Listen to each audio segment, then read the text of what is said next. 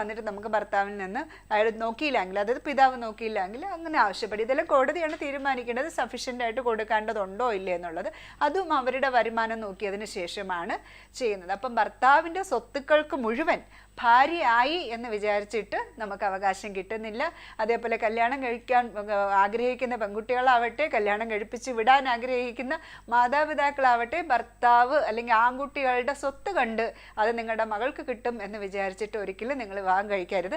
അവരെന്തെങ്കിലും തരണമെങ്കിൽ മാത്രമേ ഈ കുട്ടിക്കുള്ളൂ, അതല്ലെങ്കിൽ അവർക്ക് പോയി അവിടെ പോയി ജീവിക്കാം എന്നല്ലാതെ. ഈ നായൻകട്ട റാഫി എന്ന് പറഞ്ഞാൽ ഈ വൃത്തികെട്ട കളവൻ ഇയാളെ കൂടെ ഇറങ്ങുമ്പോൾ നീ ഒരു നിമിഷം നിന്റെ മാപ്പിളെ ചിന്തിച്ചോ? ആ മകനല്ല നീ കൂട്ടിയത്, ആ മകന്റെ ഉപ്പാനെ നീ ഒരു നിമിഷം ഓർത്തോ? ആ മകനും ഇദ്ദേഹം ഉപദ്രവിക്കുന്നുണ്ടെന്ന് അറിയാൻ സാധിച്ചിട്ടുള്ളത്. ഇയാൾ സ്വന്തം ഭാര്യനെയും മക്കളിനെ ഉപദ്രവിക്കുന്ന ഒരു വ്യക്തിയല്ല ഇയാൾ. അപ്പോൾ ഈ ഷഹലാനെയും അത് ഷഹലാലുണ്ടായ, അതായത് ഒരു പാവം പ്രവാസിയെ പറ്റിച്ച് 7 വയസ്സുള്ള മകനെയും കൊണ്ട് ഒളിച്ചോടിപ്പോയ ഷഹലയുടെ വിഷയങ്ങളൊന്നും ഇവിടെ അവസാനിക്കാൻ പോകുന്നതാണ് എനിക്ക് പറയാനുള്ളത്. ഇപ്പോൾ ഞെട്ടിക്കുന്ന കുറച്ച് കാര്യങ്ങളാണ് ഇപ്പോൾ ഞാൻ അറിഞ്ഞത്. ഇപ്പോൾ എന്താണെന്ന് വെച്ച് കഴിഞ്ഞാൽ അതിലേക്ക് ഞാൻ വരാം. അതിനു മുമ്പ് ഈ ഷഹല കാണിച്ച ഈ നാറിയ പരിപാടിയോട് ഒട്ടും യോജിക്കാത്ത ആളുകൾ വീഡിയോ ലൈക്ക് ചെയ്യണം. കാരണം ഇനി ഒരു പ്രവാസിയുടെയും, ഒരു പ്രവാസി ആയിക്കോട്ടെ നാട്ടിലുള്ള ആളുകളായിക്കോട്ടെ, ഒരാളുടെ കണ്ണീരും ഇനി നമ്മളെ കേരളത്തിലെ മണ്ണിൽ വീഴില്ല. അപ്പോൾ അതുകൊണ്ടാണ് എല്ലാവരും വീഡിയോ ലൈക്ക് ചെയ്യണമെന്ന് പറയുന്നത്. കാരണം 4 പേരറിഞ്ഞ് ഒരു 10 പേരെങ്കിലും ഈ വീഡിയോ കണ്ടിട്ട് ഇനി ചിന്തിക്കണം. ഇങ്ങനെ പോയി കഴിഞ്ഞാൽ ഇതായിരിക്കും അവസ്ഥ. സമൂഹത്തിൽ കിടന്ന് നാണം കെട്ട് നാറി ഊപ്പാട് വരുമെന്ന് ചിന്തിക്കണം ഒരു നിമിഷമെങ്കിലും. അപ്പം ഞാനിവിടെ 1-2 ക്ലിപ്പുകൾ വെച്ച് തരാം. അതിനുശേഷം ഒരു അഡ്വക്കേറ്റ് പറയുന്ന ഒരു വീഡിയോ വെച്ച് തരാം. അപ്പോൾ ഇപ്പം ഷഹലയുമായിട്ട് ബന്ധപ്പെട്ട് നടക്കുന്ന കാര്യം എന്താണെന്ന് വെച്ച് കഴിഞ്ഞാൽ, ഓക്കെ, എല്ലാവരും ചാനലും കൂടെ ഒന്ന് സബ്സ്ക്രൈബ് ചെയ്യണം, ഫോളോ ചെയ്യണം. അതുപോലെ ഇതുപോലെ ഓരോ ദിവസവും ഷഹലയെ പറ്റിയിട്ട് ഇത് കിട്ടുന്ന അപ്ഡേറ്റും കാര്യങ്ങളൊക്കെ ഉറപ്പായിട്ട് ഞാൻ ഷെയർ ചെയ്യുന്നതായിരിക്കും. ഉറപ്പായിട്ട് നിങ്ങൾ വീഡിയോ ലൈക്ക് ചെയ്യണം, അതുപോലെ സബ്സ്ക്രൈബ് ചെയ്യണം. സബ്സ്ക്രൈബ് ചെയ്യാത്തവരുണ്ടെങ്കിൽ സപ്പോർട്ട് ചെയ്യണം, ഫോളോ ചെയ്യണം. കാരണം ഒരുപാട് സബ്സ്ക്രൈബേഴ്സിലോട്ട് വീഡിയോ എത്തിയോണ്ടാണ് ഈ ഷഹലയും കാമുകനെയൊക്കെ പിടിക്കാൻ സാധിച്ചത്. അപ്പം അതും കൂടെ ഒന്ന് മനസ്സിലാക്കണം. അപ്പം നാളെ ഒരാൾക്ക് പോലും ഇങ്ങനെ ഒരു പ്രശ്നം വരില്ല. പ്രശ്നം വന്നു കഴിഞ്ഞാൽ ധൈര്യമായിട്ട് നിങ്ങൾക്ക് തന്നെ കോൺടാക്ട് ചെയ്യാം. ഉറപ്പായിട്ടും ഞാൻ വീഡിയോ ചെയ്യുന്നതായിരിക്കും. നിങ്ങൾക്ക് വേണ്ടിയിട്ട് ഫ്രീ ആയിട്ട് വീഡിയോ ചെയ്ത് തരുന്നതായിരിക്കും. നിങ്ങളുടെ ഭാഗത്ത് സത്യസന്ധമായിട്ടുള്ള കാര്യങ്ങളുണ്ടെങ്കിൽ അത് ഇനി ഒളിച്ചോട്ടമായിക്കോട്ടെ, ഇതുപോലുള്ള വിഷയങ്ങളായിക്കോട്ടെ, വേറെ എന്ത് വിഷയമാണെങ്കിലും നിങ്ങൾക്ക് എന്നെ കോൺടാക്ട് ചെയ്യാം. അപ്പം അതിലേക്ക് വരുന്നതിന് മുമ്പേ ഇന്നൊരു പ്രവാസിയായിട്ടുള്ളൊരു 50 വയസ്സോളം പ്രായമുള്ള ഒരു ഇക്ക എന്നെ കോൺടാക്ട് ചെയ്തതിൻ്റെ അടുത്ത് കുറച്ച് കാര്യങ്ങൾ സംസാരിച്ചാൽ എനിക്ക് സമയമില്ലാത്തതുകൊണ്ട് എനിക്കത് കുറച്ച് കാര്യങ്ങൾ എനിക്ക് ചോദിക്കാൻ പറ്റിയില്ല. അപ്പം പുള്ളിയുടെ എൻ്റെ കഴിഞ്ഞ ദിവസത്തെ വീഡിയോ കണ്ടിട്ട് ഈ ഷഹലായുമായിട്ട് ബന്ധപ്പെട്ട് ഇതേപോലൊരു സിറ്റുവേഷൻ പുള്ളിക്ക് ഉണ്ടായി എന്ന് എനിക്ക് വോയിസ് അയച്ചപ്പോഴത്തേക്ക് സത്യം പറഞ്ഞാൽ സങ്കടം തോന്നിപ്പോയി. ആ മനുഷ്യൻ 10-20 കൊല്ലം പ്രവാസ ലോകത്ത് കിടന്ന് ഉണ്ടാക്കിയ മുതലെല്ലാം നാട്ടിൽ ഈ പറഞ്ഞിട്ടുള്ള ഭാര്യ കാമുകനൊപ്പം പോയതും അങ്ങനെയൊക്കെ ഒരു വിഷയങ്ങൾ കുറേ ഉണ്ടായിട്ടുണ്ട്. എന്തായാലും ഞാൻ പുള്ളി എനിക്ക് അതിൻ്റെ അനുവാദം തരുവാണെങ്കിൽ ഉറപ്പായിട്ടും ഞാൻ പുള്ളിയുടെ വോയിസ് ഞാൻ പബ്ലിഷ് ചെയ്യുന്നതായിരിക്കും. പുള്ളി അനുവാദം തരുവാണെങ്കിൽ, അല്ലെങ്കിൽ ഒരിക്കലും ഞാൻ ഇത് സമൂഹത്തിലേക്ക് എത്തിക്കത്തില്ല. അപ്പോൾ അങ്ങനെ ആർക്കെങ്കിലും എന്തെങ്കിലും നിങ്ങളുടെ ഭാഗത്തു നിന്ന് നിങ്ങൾക്ക് എൻ്റെ ഭാഗത്തു നിന്ന് എന്തെങ്കിലും സഹായങ്ങൾ വേണമെങ്കിൽ ഉറപ്പായിട്ടും കോൺടാക്ട് ചെയ്യാം. ഇനി ഒരു ശകലമാരും ഇനി ഒരു റാഫിമാരും നമ്മളെ കേരളത്തിലുണ്ടാവരുത്. ഒരു കുടുംബവും ഇതിൻ്റെ പേരിൽ, ഈ ഒളിച്ചോട്ടത്തിൻ്റെ പേരിൽ തകരരുത്. ഒരു കുഞ്ഞുങ്ങളും ഒരു മക്കളും അപമാനം സഹിച്ച് ജീവിക്കരുത്. ഓക്കെ, ഞാൻ ഇനി ഇവിടെ ഷാലയുടെ കാര്യം പറയാനാണെങ്കിൽ, ഇപ്പോൾ ഷാല പറയുന്നത് എന്താണെന്ന് വെച്ച് കഴിഞ്ഞാൽ, ഈ പ്രവാസിയുടെ സ്വത്തുക്കളിൽ അവകാശം ഷാല കൊണ്ട് ഭാര്യ ആയിരുന്നുണ്ട്. അപ്പം അതിൻ്റെ നഷ്ടപരിഹാരമൊക്കെ വേണമെന്നാണ് പറയുന്നത്. അപ്പം അങ്ങനൊരു കാര്യങ്ങളൊക്കെ നടക്കുന്നതായിട്ട് എന്നോട് ഒരാൾ പറഞ്ഞു. അപ്പം ഇങ്ങനെ എന്തെങ്കിലും വിഷയങ്ങൾ ആർക്കെങ്കിലും ഉണ്ടെങ്കിൽ നിങ്ങൾ ഒരു കാരണവശാലും പേടിക്കേണ്ട. ഇങ്ങനെ ഇറങ്ങിപ്പോകുന്ന ഷാലയെ പോലുള്ള ആളുകൾക്ക് 1 രൂപ പോലും നിങ്ങൾ കൊടുക്കണ്ട. അതുകൊണ്ട് നിങ്ങൾ വീഡിയോ സ്കിപ്പ് ചെയ്യാതെ കാണണം. അഡ്വക്കേറ്റ് പറയുന്നത് നിങ്ങളൊന്ന് കണ്ടു നോക്കുക. കാരണം എല്ലാവരും വിചാരിക്കുന്നത് വെച്ച് കഴിഞ്ഞാൽ കല്യാണം കഴിച്ചുകൊണ്ട് പോയി കഴിഞ്ഞാൽ ഭാര്യമാർക്കാണ് എല്ലാ അവകാശങ്ങളും സ്വത്തുക്കളുടെ അവകാശങ്ങളെന്നാണ് വിചാരിക്കുന്നത്. അത് മാന്യമായിട്ട് അന്തസ്സോടു കൂടി ജീവിക്കുന്ന ഭാര്യമാർക്ക്, മരണം വരെ കൂടെ ഭർത്താക്കന്മാരെ കൂടെ ജീവിക്കുന്ന ഭാര്യമാർക്ക് ആ അവകാശം നമുക്ക് കൊടുക്കുന്നതിൽ ഒരു കുഴപ്പമില്ല. ഈ അവകാശമില്ലെങ്കിലും കൊടുക്കുന്നതിൽ ഒരു കുഴപ്പമില്ല. പക്ഷേ ഇതുപോലെ തോന്നിവാസങ്ങൾ കാണിച്ചിട്ട് ഇറങ്ങിപ്പോകുന്ന ടീംസ് ലാസ്റ്റ് വന്നിട്ട് എനിക്ക് 10 സെൻറ്റ് വേണം, അല്ലെങ്കിൽ എനിക്ക് ഒരു 50 ലക്ഷവും അല്ലെങ്കിൽ ഒരു 50 പവനും വേണമെന്നൊക്കെ പറഞ്ഞ് അവകാശവുമായിട്ട് വന്നു കഴിഞ്ഞിട്ടല്ലോ, അതിനുള്ള മറുപടി ഈ വീഡിയോയിൽ ഞാൻ അഡ്വക്കേറ്റ് പറയുന്നത് വെച്ച് തരാം. അത് നിങ്ങൾ കാണുക. അതിന് മുമ്പ് ഞാൻ ഇവിടെ ഒരു വീഡിയോ വെച്ച് തരാം, നിങ്ങളൊന്ന് കണ്ടു നോക്കേ. അപ്പം എന്തായാലും ഷഹലാക്ക് വൻ തിരിച്ചടിയാണ് നടന്നുകൊണ്ടിരിക്കുന്നത്. എൻ്റെ ഷഹല, നീ എത്ര കരഞ്ഞിട്ടും യാചിച്ചിട്ടും യാതൊരു കാര്യമില്ല. നിന്റെ ഭാഗത്ത് വന്ന ഒരു ചെറിയൊരു മിസ്റ്റേക്കാണ്, ആ ഒരു മിസ്റ്റേക്കാണ് ഇത്ര വലിയൊരു ചർച്ച വിഷയമായത്. ഈ നായൻകട്ട റാഫി എന്ന് പറഞ്ഞാൽ ഈ വൃത്തികെട്ട കളവൻ ഇയാളെ കൂടെ ഇറങ്ങുമ്പോൾ നീ ഒരു നിമിഷം നിന്റെ മാപ്പിളെ ചിന്തിച്ചോ? ആ മകനല്ല നീ കൂട്ടിയത്, ആ മകൻ്റെ ഉപ്പാനെ നീ ഒരു നിമിഷം ഓർത്തോ?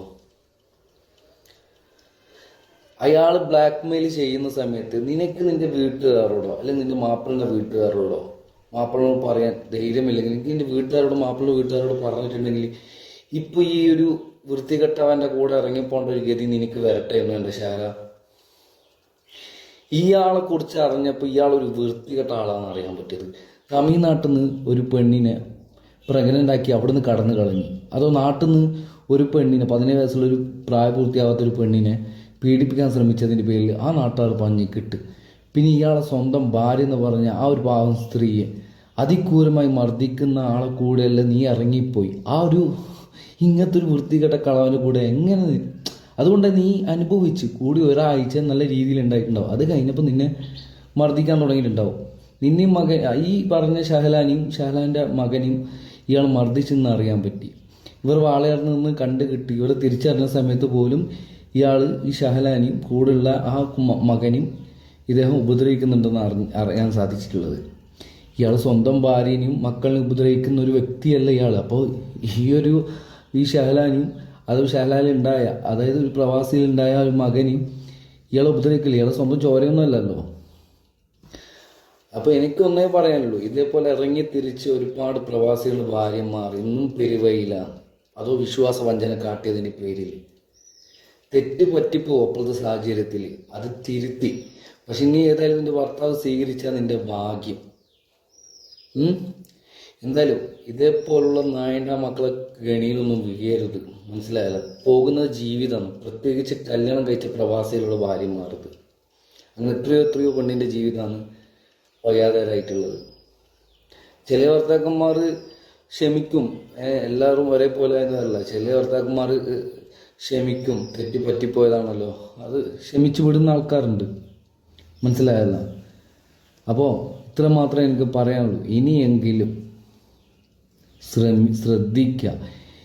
മുള്ള് വന്ന് ഇലയിൽ വീണാൽ ഇല ചെന്ന് മുള്ളിൽ വീണാൽ ആർക്കാണ് കേട്? ഇലക്കാണ് കേട്. അതൊന്നും മനസ്സിലാക്കിയാൽ മതി, മനസ്സിലായല്ലോ? ഇപ്പോൾ ഈ ഒളിച്ചോട്ടം ഇതാദ്യം നിന്നെ കാണാനില്ല എന്ന് പറഞ്ഞൊരു വീഡിയോ വന്ന് അപ്പോൾ ആണ് അറിഞ്ഞ് ഒളിച്ചോട്ടം. പിന്നെ അതിനെക്കുറിച്ച് ചർച്ച ചെയ്തപ്പോൾ നിങ്ങളെ മൊത്തം സപ്പോർട്ട് ചെയ്ത്, അതായത് അവർ എവിടെയെങ്കിലും പോയി ജീവിക്കട്ടെ, അവർ എവിടെയെങ്കിലും പോയി ജീവിക്കുന്ന വ്യക്തി എങ്ങനത്തെ ഒരു വ്യക്തിയാണ് തമിഴ്നാട്ടിൽ പെണ്ണിനെ പ്രഗ്നൻ്റ് ആക്കി കടന്നു കളഞ്ഞ് 17 വയസ്സുള്ള പെണ്ണിനെ പീഡിപ്പിക്കാൻ ശ്രമിച്ചു, സ്വന്തം ഭാര്യ അതിക്രൂരമായി മർദ്ദിക്കുന്ന ആളെ കൂടെ എങ്ങനെ സുഖമായിട്ട് ജീവിക്കില്ല? എവിടെ പോയിട്ട് ജീവിച്ചാലും ഇവർക്ക് വരുന്ന അവസ്ഥ എന്തായിരിക്കും?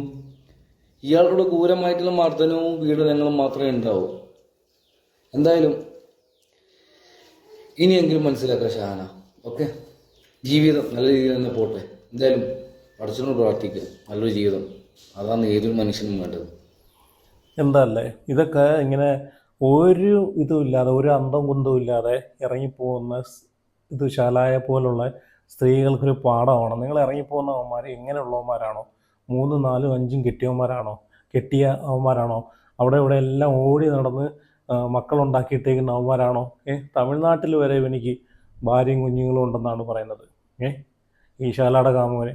അപ്പോൾ ഇത്രയും ഒരു നാറിയുടെ കൂടെയാണല്ലോ നീ ഇറങ്ങിപ്പോയെന്ന് ആലോചിക്കുമ്പോഴത്തേക്ക് എന്നിട്ട് എന്ത് സംഭവിച്ചു? എന്നിട്ട് ബാംഗ്ലൂർ അവിടെ എവിടെയെല്ലാം പോയി കറങ്ങിയിട്ട് ലാസ്റ്റ് തിരിച്ച് അതേപോലെ അവൻ തിരിച്ച് നാട്ടിൽ കൊണ്ടുവന്നു. അതുകൊണ്ടാണല്ലോ വാളയാറ് വെച്ച് പിടിച്ചത്. ബാംഗ്ലൂർ ഇവിടുന്ന് കേരളം വിട്ട് പോയതിന് ശേഷം പിന്നെ എന്തിനാണ് ബാംഗ്ലൂർ വന്നത്? അപ്പം ഇവൻ്റെ ആവശ്യങ്ങളെല്ലാം കഴിഞ്ഞപ്പോഴത്തേക്ക് അവൻ തിരിച്ച് അതേപോലെ ശകലായ കറിവേപ്പില വലിച്ചെറിയുന്ന പോലെ കൊണ്ട് കളഞ്ഞു. അതാണ് ഇവിടെ സംഭവിച്ചത്. ഓക്കെ, ഇനി ഞാൻ ഇവിടെ ഒരു വീഡിയോ കൂടെ വെച്ച് തരാം. അപ്പം എല്ലാവരും നിങ്ങൾ വീഡിയോ ലൈക്ക് ചെയ്യണം. കാരണം ഈ ശകലമാരെ പോലെയുള്ള കുടുംബങ്ങൾ തകർക്കുന്ന ആളുകളെ, വെറുക്കുന്ന ആളുകൾ ഉറപ്പായിട്ടും വീഡിയോ ലൈക്ക് ചെയ്യണം. ഓക്കെ, ഈ ഒരു വീഡിയോ കൂടെ ഞാൻ വെച്ച് തരാം. ഒരു യുവതി പറയുന്നത്. ഇതുപോലുള്ള യുവതിമാരൊക്കെ ഒരുപാട് പേര് ഈ രംഗത്ത് വന്നിട്ടുണ്ടായിരുന്നു. ഇവർക്കൊക്കെ പൂർണ്ണ സപ്പോർട്ട് കൊടുക്കണം. കാരണം ഇതുപോലുള്ള യുവതിമാർ ഇനി രംഗത്ത് വരണം, മിണ്ടാതിരിക്കില്ലേ. നാളെ ഇതുപോലൊരു കുടുംബം തകരാതിരിക്കണമെങ്കിൽ ഇതുപോലുള്ള യുവതിമാരൊക്കെ രംഗത്ത് വന്ന് ശക്തമായിട്ട് പ്രതികരിച്ചാൽ മാത്രമേ ഇനി ഒരു ശകലായും, അതുപോലെ ഈ റാഫി എന്ന് പറഞ്ഞാൽ കാമുകൻ്റെ പേര് റാഫി എന്നാണല്ലോ, ഇങ്ങനെ ഒരു ടീംസും ഉണ്ടാവാതിരിക്കണമെങ്കിൽ ഇങ്ങനെ ശക്തമായിട്ട് പ്രതികരിക്കണം.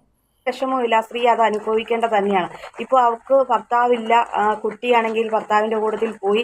ഇപ്പോൾ എല്ലാവരും സമൂഹത്തിൻ്റെ മുമ്പിൽ അത്രയധികം തല കുനിക്കേണ്ട ഒരു സ്ഥിതിയിലേക്ക് ഈ സ്ത്രീയുടെ പ്രവൃത്തി കൊണ്ട് തന്നെ വരുത്തി വച്ചിരിക്കുകയാണ്. ഇപ്പം ഭർത്താവ് മാറിയ സമയത്ത് ആ ഒരു സമയത്ത് ഭർത്താവിൻ്റെ കെയറിങ് കിട്ടാഞ്ഞിട്ടോ അല്ലെങ്കിൽ ആ ഒരു സാമീപ്യം ഇല്ലാഞ്ഞിട്ടോ ഫിസിക്കലായിട്ടും ഒന്നുമുള്ള അറ്റാച്ച്മെൻ്റ് ഇല്ല എന്ന് കരുതി പെട്ടെന്നൊരു സമയത്ത് കണ്ട് പരിചയപ്പെട്ട മൊബൈൽ റീചാർജ് ചെയ്യാൻ പോയ ഒരു വ്യക്തിയോട് ഉണ്ടായ ഒരു ഇഷ്ടം, അവൻ എത്രത്തോളം നല്ലവനാണ് എന്നൊന്നും ചിന്തിക്കാതെ ആ സ്ത്രീയെ പെട്ടെന്ന് ആ ഒരു ചതിക്കുഴിയിലേക്ക് ചെന്ന് ചാടുകയായിരുന്നു. അതിനുള്ള അനന്തര ഫലം അവൾക്ക് കിട്ടുക തന്നെ ചെയ്തു. ഒരു കുഴപ്പവുമില്ല എന്ന് തന്നെയാണ് ഈ ഒരു കാര്യം പറയേണ്ടത്. കിട്ടേണ്ട കറക്റ്റ് സമയത്ത് തന്നെ അതിനുള്ള ഒരു തിരിച്ചടി കിട്ടിയിരിക്കുകയാണ്. ആ മനുഷ്യൻ എത്രത്തോളം വിഷമിച്ചിട്ടുണ്ടാകും, ആ പ്രവാസിയായ ഭർത്താവ്. അദ്ദേഹം തൻ്റെ വീടിനും ആ ഭാര്യയ്ക്കും മക്കൾക്കും ഒക്കെ വേണ്ടിയിട്ട് അന്യനാട്ടിലേക്ക് പ്രവാസ ലോകത്തേക്ക് പോയി കഷ്ടപ്പെടാൻ വേണ്ടിയിട്ട് പോയതാണ്. അദ്ദേഹം 1-2 വർഷം കഷ്ടപ്പെട്ടു തിരിച്ചു വന്നപ്പോഴത്തേക്കിന് മകനെ അല്ലെങ്കിൽ ഭാര്യനെയൊക്കെ കാണാൻ വേണ്ടിയിട്ടുള്ള ആ ആഗ്രഹത്തോടു കൂടി തന്നെയാണ് തിരിച്ചു വന്നിരിക്കുന്നത്. ആ സമയത്ത് ആ സ്ത്രീ വേറൊരു അന്യനെ ആയ ഒരുത്തൻ്റെ കൂട്ടത്തിൽ ഒളിച്ചോടിപ്പോയി എന്നൊരു വാർത്ത കേൾക്കുമ്പോൾ അദ്ദേഹം എത്രമാത്രം വിഷമിച്ചിട്ടുണ്ടാകും. അദ്ദേഹം സമൂഹത്തിന്റെ മുമ്പിൽ നാണം കെട്ട് ഗൾഫ് നാട്ടിൽ പോയി കഷ്ടപ്പെട്ട് 2 വർഷം കട്ടയടിച്ചിട്ടങ്ങാര് അധ്വാനിച്ച് ഉണ്ടാക്കി വിട്ട 13 പവനും കൂടെ എടുത്തുകൊണ്ടാണ് ഈ ശാല ഓടിപ്പോയത്. എന്നിട്ട് ഇപ്പം കണ്ടില്ലേ, അവസാനം വല്ലവൻ്റെ കൂടെ ഇറങ്ങിപ്പോയതിന് ശേഷം തിരിച്ചു വന്നിട്ട് അവകാശം വേണമെന്ന് പറയാം. നാണമില്ല ശകല. എനിക്ക് സത്യം പറഞ്ഞാൽ നാണവും മാനവും കാണ്ടാമൃഗത്തിൻ്റെ കാലം തൊലിക്കെട്ടിയെന്ന് വേണമെങ്കിൽ പറയാം. എത്ര ആളുകളാണെന്നറിയോ ഓരോ കാര്യങ്ങളുമായിട്ട് ഇൻബോക്സിനകത്ത് വരുന്നത്. ശാലയുടെ നാട്ടിലുള്ള ആളാണ്, ഇന്ന ആളാണ്, ഒരുപാട് കാര്യങ്ങൾ ഇൻബോക്സിനകത്ത്, ഫേസ്ബുക്കിനകത്ത് ഇൻബോക്സിനകത്ത് എനിക്ക് മെസ്സേജ് അയച്ചിട്ടുണ്ട്. ശാലയെ പറ്റിയിട്ട് ഞെട്ടിക്കുന്ന വെളിപ്പെടുത്തലുകളാണ്. എല്ലാം ഒന്നും നമ്മൾ പുറത്ത് വിടുന്നില്ല, അത് വേറെ കാര്യം. ഓക്കെ, എന്തായാലും ഇനിയും കൂടുതൽ ഇങ്ങനെയുള്ള കാര്യങ്ങളൊക്കെ പുറത്ത് വന്നുകൊണ്ടേയിരിക്കും. കാരണം അങ്ങനെയാണ് ആ പ്രവാസിയുടെ കണ്ണീര് വീണിട്ടുണ്ടെങ്കിലും ആലോചിച്ച് നോക്കി. അയാൾ ഞാനതല്ല ആയിരിക്കുന്നത്, ഈ ഇത്രയും സുന്ദരനായിട്ടുള്ള പ്രവാസിയെ നമ്മൾ കണ്ടതാണ്. ഇത്രയും സുന്ദരനായിട്ടുള്ള ഈ യങ്ങായിട്ടിരിക്കുന്ന ഈ ഒരു ചെറുപ്പക്കാരനെ കളഞ്ഞിട്ട് ഈ കിളവൻ്റെ കൂടെ എങ്ങനെ ഈ പെണ്ണ് ഇറങ്ങിപ്പോയെന്നാണ് ഞാനിങ്ങനെ ആലോചിക്കുന്നത്. അപ്പോൾ എല്ലാവരും ഒന്ന് ചാനലൊന്ന് വീഡിയോ കാണുന്ന എല്ലാവരും സബ്സ്ക്രൈബ് ചെയ്ത് ഫോളോ ചെയ്ത് വെക്കണേ. കൂടുതൽ ശാലയുമായിട്ട് ബന്ധപ്പെട്ട കൂടുതൽ അപ്ഡേറ്റുകളൊക്കെ ഉറപ്പായിട്ട് ഞാൻ വീഡിയോ ആയിട്ട് ചെയ്യുന്നതായിരിക്കും. ഓക്കെ, ഇനി ഞാനിവിടെ ആ അഡ്വക്കേറ്റ് പറയുന്ന ആ ഒരു വീഡിയോ കൂടെ വെച്ച് തരാം. നിങ്ങളൊന്ന് കേട്ട് നോക്കണം. ഇതുപോലെ ശാലമാരെ പോലെ പെറ്റ് കിടക്കുന്ന ഒരുപാട് ആളുകളുണ്ട്. എന്ത് ചെയ്യണമെന്നറിയാതെ എഴുതി കൊടുത്തേക്കാമെന്ന് വിചാരിച്ച് നടക്കുന്ന ആളുകളവരുണ്ട്. അപ്പം എഴുതി കൊടുക്കുന്നതിന് മുമ്പേ ഒരു കാര്യം ഓർക്കുക, ഇതുപോലെ ഇറങ്ങിപ്പോയ ടീംസ് ചിലപ്പം കള്ളക്കടലാസുമായിട്ട് വന്നിട്ട് പറയും എനിക്കും കൂടെ അവകാശം വേണമെന്നൊക്കെ പറയും. അപ്പം അതിനു മുമ്പേ നിങ്ങൾ ഇങ്ങനെ കുറച്ച് കാര്യങ്ങൾ ഈ വീഡിയോയിൽ പറയുന്ന അഡ്വക്കേറ്റ് പറയുന്ന കുറച്ച് കാര്യങ്ങൾ നിങ്ങൾ മനസ്സിലാക്കി വെച്ച് കഴിഞ്ഞാൽ നിങ്ങൾക്ക് ധൈര്യമായിട്ട് കോൺഫിഡൻസ് ആയിട്ട് നിങ്ങൾക്ക് പറയാം, ഒരു പുല്ലും ഇല്ലടി നിനക്കൊക്കെ എന്ന് പറയാം. ഇങ്ങനെയൊക്കെ ഇറങ്ങിപ്പോകുന്നവന്മാർ വരുമല്ലോ എന്നെങ്കിലും ഒരു അവകാശം ചോദിച്ചുകൊണ്ട്. അപ്പോൾ എല്ലാവരും ഒന്ന് വീഡിയോ ലൈക്ക് ചെയ്യുക. ഒരു 10 പേരിലെങ്കിലും വീഡിയോ എത്തണം. ഇതുപോലെ ഒരുപാട് ആളുകൾ ഈ പ്രവാസിയെപ്പോലെ ഈ നീറി പറയാൻ പോലും മറ്റുള്ളവർക്ക് ഷെയർ ചെയ്യാൻ പോലും പറ്റാത്ത രീതിയിൽ നീറി കഴിയുന്ന ആളുകൾ ഇപ്പോഴും കാണും. അതുകൊണ്ടാണ് പറയുന്നത് എല്ലാവരിലോട്ടും വീഡിയോ എത്തണമെന്ന്. അപ്പം ഈ അഡ്വക്കേറ്റ് പറയുന്നതും കൂടെ നിങ്ങളൊന്ന് കേട്ട് നോക്കണം. അതിനുശേഷം നിങ്ങളുടെ അഭിപ്രായം ഉറപ്പായിട്ടൊന്ന് കമൻറ്റ് ചെയ്യണം. എല്ലാവരും വിചാരിക്കുന്നത് കല്യാണം കഴിക്കാൻ പോകുന്ന വീട്ടുകാരുടെ അല്ലെങ്കിൽ ആ ചെക്കൻ്റെ സാമ്പത്തിക സ്ഥിതി നോക്കും. അതായത് അവൻ്റെ ഫാദറിന് വസ്തുവുണ്ടോ, വീടുണ്ടോ, അല്ലെങ്കിൽ അവൻ്റെ പേരിൽ വീടുണ്ടോ, സ്വത്തുണ്ടോ, എന്താ പറയുക നല്ല സാലറി ഉണ്ടോ എന്നൊക്കെ നോക്കിയിട്ടാണ്, സാമ്പത്തികമായിട്ട് നോക്കിയിട്ടാണ് അറേഞ്ച്ഡ് മാരേജസ് മിക്കവാറും നടക്കാറുള്ളത്. അപ്പോൾ പൊതുവിൽ എല്ലാവരുടെയും വിചാരം എന്താണ്, അങ്ങനെയൊക്കെ ഉണ്ട് എങ്കിൽ നമ്മൾ കല്യാണം കഴിച്ചു കൊണ്ടുപോകുന്ന പെൺകുട്ടികൾക്ക് അതിൻ്റെ അവകാശങ്ങൾ കിട്ടുമായിരിക്കാം, അല്ലെങ്കിൽ അതിനുള്ള ഒരു ലീഗലി മാരേജ് ചെയ്യുമ്പോഴേക്കും അവർക്ക് സ്വാഭാവികമായിട്ട് സ്വാഭാവികമായിട്ടും അതിൻ്റെ ആ സ്വത്തിൻ്റെയൊക്കെ ഇത്ര പെർസെൻറ്റേജ് ഒക്കെ ഇവർക്ക് കിട്ടുമായിരിക്കാം എന്ന് വിചാരിച്ചിട്ടാണ് മിക്ക കല്യാണങ്ങളും നമ്മൾ വാല്യൂ ചെയ്ത് കിട്ടുന്നത്. ഇപ്പം ഞാൻ എൻ്റെ മോളെ കല്യാണം കഴിക്കാൻ പോകുമ്പോഴേക്കും എൻ്റെ സണ്ണിലേക്ക് ഒരു BMW കാറും ഒരു വലിയ ജോലിയും വീടും ഒക്കെ ഉണ്ട് എങ്കിൽ അതൊരിക്കലും എൻ്റെ കൊച്ചിന് കിട്ടുമെന്നൊന്നും വിചാരിക്കേണ്ട ആവശ്യമില്ല. കാരണം അതിൻ്റെ എല്ലാ അവകാശികൾ അത് അവർ മാത്രമാണ്. അവരെന്തെങ്കിലും നിങ്ങൾക്ക് തന്നെങ്കിൽ മാത്രമേ ഉള്ളൂ അതിനുള്ള അവകാശം. അപ്പോൾ ചോദിക്കും, അപ്പോൾ നിയമപരമായി കല്യാണം കഴിച്ചു കഴിഞ്ഞാൽ സ്ത്രീക്ക് ഒരു ഭർത്താവിൻ്റെ സ്വത്തിനോ അല്ലെങ്കിൽ ഭർത്താവിൽ നിന്നോ ഒന്നും ഒരു അവകാശമില്ലേ എന്ന് ചോദിക്കുക. ഉണ്ട്. ആകെ അവകാശം കിട്ടാൻ പോകുന്നതെന്ന് വെച്ച് കഴിഞ്ഞാൽ ഇപ്പം സ്വന്തമായിട്ട് മെയിൻറ്റെയിൻ ചെയ്യാൻ കഴിയുന്നില്ല, സ്വന്തം കാര്യങ്ങൾ നോക്കുന്നില്ല, സാമ്പത്തികമായിട്ട് ജോലിയോ സ്വന്തമായിട്ട് വരുമാനമോ ഇല്ല എങ്കിൽ ഭർത്താവിൽ നിന്ന് അവർക്ക് പാർപ്പിടമാവട്ടെ, വസ്ത്രമാവട്ടെ, ആഹാരമാവട്ടെ, ചികിത്സാ ചെലവുകളാവട്ടെ, അല്ലെങ്കിൽ അവർക്ക് ആവശ്യമുള്ള ചെലവിനുള്ള തുക നമുക്ക് ഭർത്താവിൽ നിന്ന് ചോദിക്കാം. അല്ലെങ്കിൽ നിയമപ്രകാരം CRPC 125 പ്രകാരം അതൊരു സ്റ്റാറ്റ്യൂട്ടറി റൈറ്റ് ആണ്. അത് ഉറപ്പായിട്ടും സ്ത്രീക്ക്, അതായത് ലീഗലി വെഡഡ് ആയിട്ടുള്ള ഒരു വൈഫിന് ചോദിക്കാം. പിന്നെ നിങ്ങൾ കല്യാണം കഴിച്ചുകൊണ്ട് പോകുന്ന വീട് എന്ന് പറയുന്നത് ഒരു മാട്രിമോണിയൽ ഹോമാണ്. നിങ്ങൾക്ക് ആ വീട്ടിൽ നിന്ന് ഒരിക്കലും നിങ്ങളെ ഇറക്കി വിടാനും ഭർത്താവോ ഭർത്താവിൻ്റെ വീട്ടുകാർക്കോ പാടില്ല.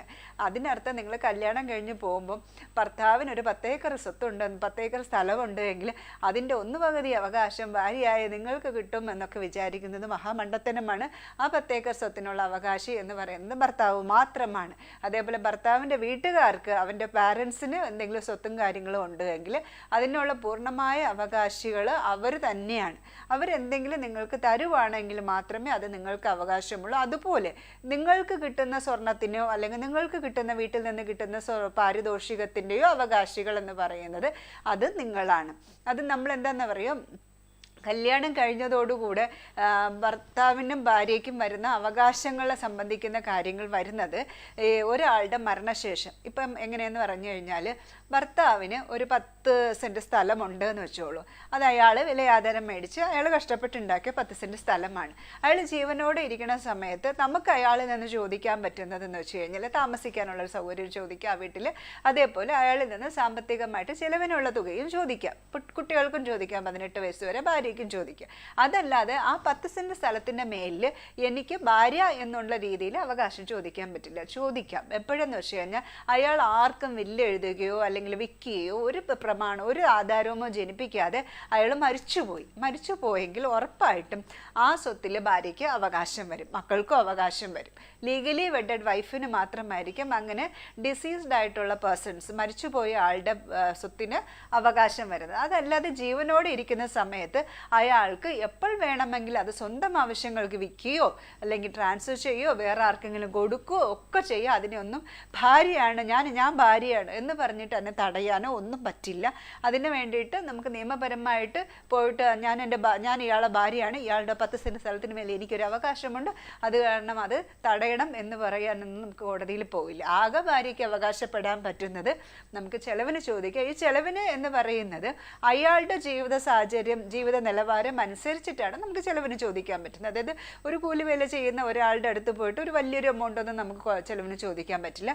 അതേസമയം നമ്മൾ പ്രൊഫഷണലി വളരെ റിച്ച് ആയിട്ട് ജോലി ചെയ്ത് നല്ല സാമ്പത്തിക സാലറി ഒക്കെ കിട്ടുന്ന ആളാണെങ്കിൽ അതിനനുസരിച്ചിട്ടുള്ള ജീവിത നിലവാരം ഭാര്യയ്ക്കും മക്കൾക്കും കൊടുക്കണമെന്ന് വിചാരിച്ചിട്ട് അയാളുടെ സാലറിയും കാര്യങ്ങളും നമ്മൾ അസറ്റ് പ്രൂവ് ചെയ്യണം. അസറ്റ്സ് ആൻഡ് ലയബിലിറ്റി നമ്മൾ കോടതിയിൽ പ്രൂവ് ചെയ്യുവാണെങ്കിൽ അതിന് തുല്യമായിട്ടുള്ളൊരു തുക, അതായത് ഇപ്പോൾ സാലറി മേടിക്കുമ്പോൾ എല്ലാവരും ചോദിക്കാറുണ്ട്, മാഡം നമുക്ക് ഭാര്യയ്ക്ക് എത്ര പെർസെൻറ്റേജാണ് സാലറിയിൽ നിന്ന് ചോദിക്കണേ? അങ്ങനെയൊന്നും ഇല്ല കേട്ടോ, അതൊക്കെ മൊത്തം തെറ്റിദ്ധാരണയാണ്. ഭർത്താവിൽ നിന്ന് ഇത്ര പെർസെൻറ്റേജ് ഭാര്യയ്ക്ക്, ഇത്ര പെർസെൻറ്റേജ് കുട്ടികൾക്ക്, അങ്ങനെ ഇല്ല. അവരുടെ ദൈനംദിന ജീവിതത്തിനുള്ള ചിലവുകൾ, ഇപ്പോൾ കുട്ടികൾക്കാണെങ്കിൽ പഠിത്തം, അവരുടെ ചികിത്സ ആവട്ടെ, വസ്ത്രമാവട്ടെ, അല്ലെങ്കിൽ ആഹാരമാവട്ടെ, അതിനുള്ള എക്സ്പെൻസസ്, അല്ലെങ്കിൽ ഏതായിട്ടുള്ള അവർക്കൊരു എക്സ്ട്രാ കരിക്കുലർ ആക്ടിവിറ്റീസ് ഉണ്ട്, നല്ല മിടുക്കികളായിട്ടുള്ള ഡാൻസൊക്കെ ചെയ്യുന്ന കുട്ടികളാണെങ്കിൽ അതിന് വന്നിട്ട് നമുക്ക് ഭർത്താവിൽ നിന്ന് അയാൾ നോക്കിയില്ലെങ്കിൽ, അതായത് പിതാവ് നോക്കിയില്ലെങ്കിൽ അങ്ങനെ ആവശ്യപ്പെടും. ഇതെല്ലാം കോടതിയാണ് തീരുമാനിക്കേണ്ടത് സഫീഷ്യൻ്റ് ആയിട്ട് കൊടുക്കേണ്ടതുണ്ടോ ഇല്ലേ എന്നുള്ളത്. അതും അവരുടെ വരുമാനം നോക്കിയതിന് ശേഷമാണ് ചെയ്യുന്നത്. അപ്പം ഭർത്താവിൻ്റെ സ്വത്തുക്കൾക്ക് മുഴുവൻ ഭാര്യയായി എന്ന് വിചാരിച്ചിട്ട് നമുക്ക് അവകാശം കിട്ടുന്നില്ല. അതേപോലെ കല്യാണം കഴിക്കാൻ ആഗ്രഹിക്കുന്ന പെൺകുട്ടികളാവട്ടെ, കല്യാണം കഴിപ്പിച്ച് വിടാൻ ആഗ്രഹിക്കുന്ന മാതാപിതാക്കളാവട്ടെ, ഭർത്താവ് അല്ലെങ്കിൽ ആൺകുട്ടികളുടെ സ്വത്ത് കണ്ട് അത് നിങ്ങളുടെ മകൾക്ക് കിട്ടും എന്ന് വിചാരിച്ചിട്ട് ഒരിക്കലും നിങ്ങൾ വിവാഹം കഴിക്കരുത്. അവരെന്തെങ്കിലും തരണമെങ്കിൽ മാത്രമേ ഈ കുട്ടിക്കുള്ളൂ, അതല്ലെങ്കിൽ അവർക്ക് പോയി അവിടെ പോയി ജീവിക്കാം എന്നല്ലാതെ ഈ കുട്ടിക്ക് കൂടുതലായിട്ട് അതിനുള്ള അവകാശങ്ങളും കാര്യങ്ങളും അയാൾ ജീവനോടെ ഇരിക്കുന്ന സമയത്ത് കിട്ടില്ല. നന്ദി. ഓക്കെ, കേട്ടല്ലോ. അപ്പം ഇതുപോലെ കുഞ്ഞുങ്ങളെയും എടുത്തുകൊണ്ട് കാമുകന്മാരുടെ ഓടിപ്പോയിട്ട് തിരിച്ച് കുഞ്ഞുങ്ങൾക്ക് ചിലവിന് കൊടുക്കണം, അതിന് വേണ്ടിയിട്ടാണെന്ന് പറഞ്ഞ് അവകാശവാദമായിട്ട് വരുന്ന ചേലമാരെ പോലെയുള്ള ആളുകളുണ്ടെങ്കിൽ ഈ വീഡിയോ കണ്ട് മനസ്സിലാക്കി വെച്ചു. അതുകൊണ്ട് നിങ്ങൾക്ക് ഉപകാരപ്പെടുമായിരിക്കാം. അപ്പോൾ എല്ലാവരും നിങ്ങൾ അഭിപ്രായങ്ങൾ കമൻറ്റ് ചെയ്ത് വീഡിയോ ലൈക്ക് ചെയ്ത് ചാനൽ സബ്സ്ക്രൈബ് ചെയ്ത് ഫോളോ ചെയ്ത് അടുത്ത വീഡിയോ ആയിട്ട് പിന്നെ വരാം.